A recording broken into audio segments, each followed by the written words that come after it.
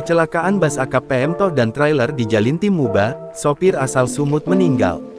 Kecelakaan maut terjadi di ruas Jalintim Palembang Jambi melibatkan bus akap PMTO dan trailer, Senin tanggal 8 Mei tahun 2023 pukul 19.30 waktu Indonesia Barat malam.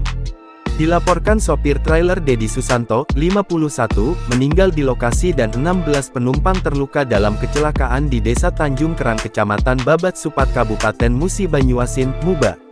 Kasatlantas Polres Muba AKP Riki Mozam saat dikonfirmasi membenarkan kecelakaan di Jalintim Muba. Usai insiden kecelakaan, kemacetan kendaraan cukup panjang di ruas jalan tersebut. Berdasarkan keterangan saksi, sesaat sebelum kecelakaan kendaraan Fuso jenis trailer plat B9152 PEJ dari Palembang menuju ke arah Jambi.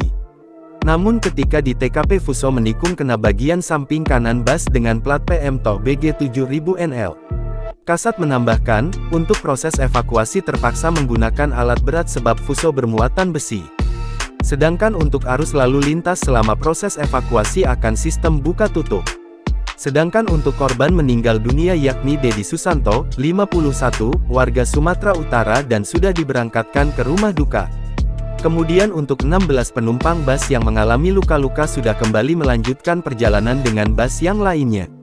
Dampak dari kecelakaan tersebut membuat jalan lintas timur yang membelah Kabupaten Musi Banyuasin, Muba, mengalami kemacetan sejak tadi malam. Bahkan Satlantas Polres Muba membuka jalur alternatif di Simpang Bonot menuju Betung maupun Sekayu. Jangan lupa subscribe, share, komen, dan like ya!